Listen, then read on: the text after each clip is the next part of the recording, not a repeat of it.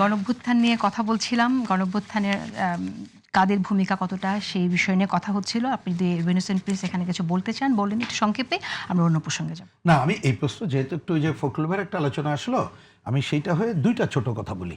প্রথম কথা, দেখেন এই যে গণঅভ্যুত্থান 36 ডেজ বলা হয়, এটা আমি ব্যক্তিগতভাবে নিশ্চয়ই এই সময় একটা উত্তাল মুভমেন্ট ছিল, সেটা অন্য আলোচনা, দ্বিধা নাই। কিন্তু এইটা হচ্ছে এক যুগেরও বেশি সময় ধরে, প্রায় 1.5 যুগ ধরে এই সংগ্রামেরই পার্ট, এটা মনে রাখতে হয়।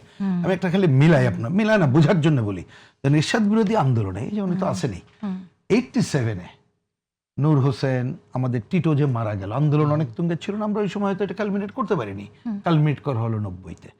সুতরাং আন্দোলনের এই সময়গুলো মনে রাখা দরকার। আরেকটা একেবারে গোপন হিস্ট্রির একটা বলি, আলোচনা এখানে যেহেতু উঠলো বলে পলিটিক্সের বলি। দেখেন, আমরাও তখন সিপিপি এবং বামজোট যখন বসে একটা বলে দিই, তখন তো আমি তো কমিউনিস্ট পার্টির জেনারেল সেক্রেটারি ছিলাম এবং বামজোটের দায়িত্বে ছিলাম, আমরা একটা মনে করেছিলাম যে একটা সময়ে যে এই সময় একটা হরতাল ডাকা খুব জরুরি।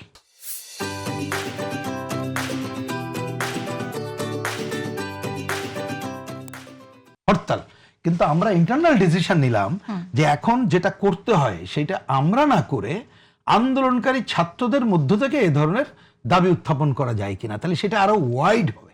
সুতরাং এটা রাজনৈতিক দলগুলো এবং এই দল, আমরা যখন আন্দোলন সংগ্রাম করে আমাদের কতগুলো কৌশল কিন্তু বিবেচনা করে রাখতে হয়, সেই বিবেচনাগুলো হিসাব করেই আপনি রাখবেন। একটা ব্যক্তি, নন পলিটিক্যাল গোষ্ঠী, তারা যেটা পারে পলিটিশিয়ানরা পারে না।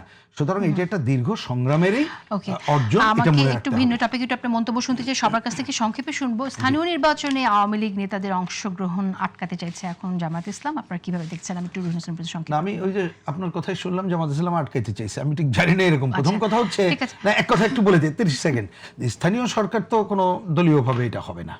আর আমি জানি না তারা আটকাতে চায় মানে কি, ভোট কি আওয়ামী লীগের ভোট তারা চায় আটকানো মানে? কারণ আমরা তো এইবার ইলেকশনে এরকমের গল্প বহু জায়গায় আমরা দেখেছি।